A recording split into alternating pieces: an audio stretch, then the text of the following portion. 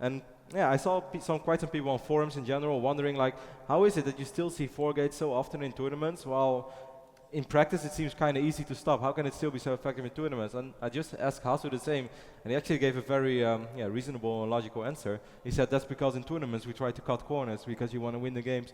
So you take some risk, you try to get a 1-gate Twilight Council out instead of a 3-gate Twilight Council. You try to take that gas a little bit quicker. He's like, just because we take corners, then suddenly 4-gate becomes really viable again. And yeah, then suddenly it all made sense, Ben. And then the light bulb went on. Yes. All right, guys, let's take a look at our players here down in the 6 o'clock position, the blue Protoss. It is Liquid Hero.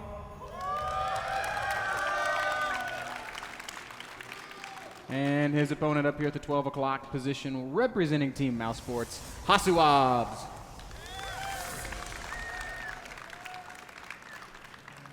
Ooh, and look at this. Hasuobs not chrono boosting his Nexus yet. So that might mean that Hasu is opening up 11 gate, and well, that's something that he used to do for quite a while. And well, not to brag, but he actually got that from me, Ben. Yeah, 11 gate is a build that you love to talk about, and I know this because for a while we did our own little show where you told me how much or how important it is to get this 11 gate down. Why don't you tell us a little bit about the build and the intricacies of 11 gate in PvP? In general, the idea is, which comes similar to whenever you open with 2 gateways, try to get 3 stalkers out as soon as possible on the map. As soon as you clear out your main base, you can get those stalkers on the field, and as long as there's nothing behind your stalkers, he can't possibly warp in. That means that you can put pressure on him. You can even just run up the ramp, because there's nothing really that can kill you. And even if he goes 4 gate, if you manage to take out the probe, most likely if he goes 4 gate, you're going to meet his 1 stalker, 1 zealot, 1 probe in the middle of the map. Then with your 3 stalkers, you're going to have enough time to deal with that. It's not the best economic opening, since well, you wait a little bit with your chrono boost and you chrono boost your stalkers rather than your probes. But I mean, it's something that gives you map control, and it's also something that gives you safety and sort of a comfort zone, because you actually know what's going on, while your opponent is not going to know what's going on. Right you are, Roddy. We can see that Hasu has absolutely skipped that first Zealot. He's waiting to get a Stalker. What if Hero were to steal his gas, though? Yeah, that's always a good point. And it's kind of funny, because TT1 the other day played a PvP, and where he didn't open with a Zealot either, and he said like, yeah, Protoss players think it's still good to steal your gas, but it's not. And I was really surprised by that, because I actually think that would be a good move by Hero, because yeah, Hasu skipping the Zealot means that it will take forever for him to actually kill the Dissimulator, since we all know Stalkers do not have the same DPS as Zealots. Unfortunately. Unfortunately. Sorry, man. Sorry. We see Hero just doing a little bit of probe harass, trying to click on those minerals and limit Hasu's ability to mine from him. He does finally leave that probe mining for just a little bit too long. First Stalker will pop out, and with that, Hero's going to have to get the hell out of dodge. Because, probe taking a lot of damage. Probe is probably going to die, Roddy.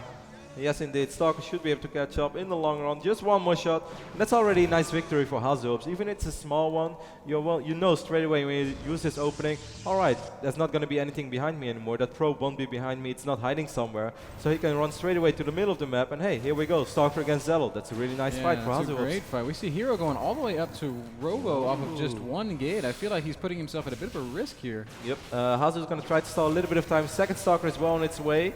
And well, if Hasu would actually decide to run up the ramp with those 3 stalkers, is he still chrono boosting those gateways? Yes, he is, or gateway, I should say.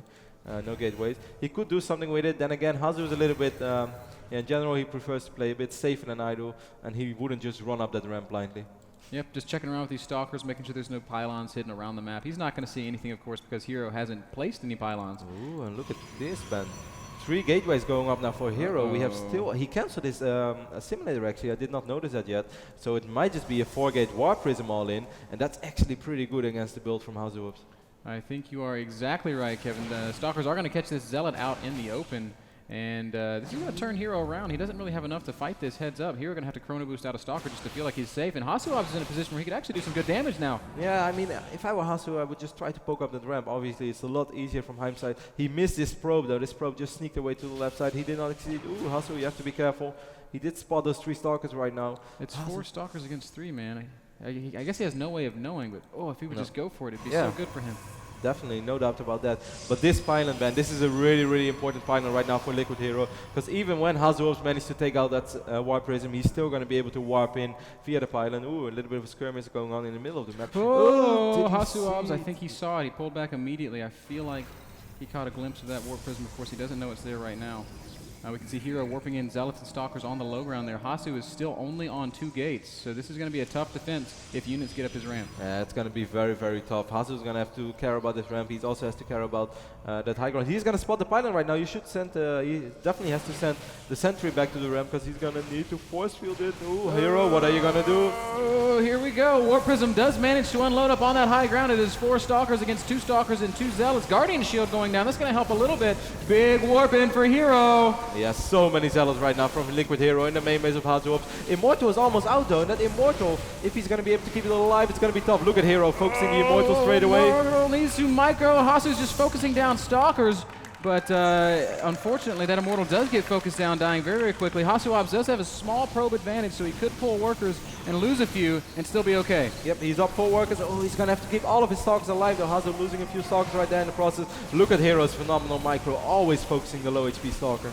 Oh, man, Hero just doing such a great job of pouring on the pressure. He's able to warp in off that Warp Prism. Still, a couple of pylons about to fall for Hasu. He doesn't want to let that gateway be unpowered, but at this point in the game, Kev, I just don't know if it even matters. No, we have 4 or 5 Stalkers here. More Zealots rallying in the main base from Hasuobs as well.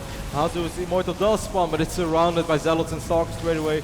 The Immortal will fall, and all that remains is 3 Zealots. 3 Zealots and a handful of probes, and that is not going to be enough. There's the GG from Hasuobs, and Hero taking game number 1.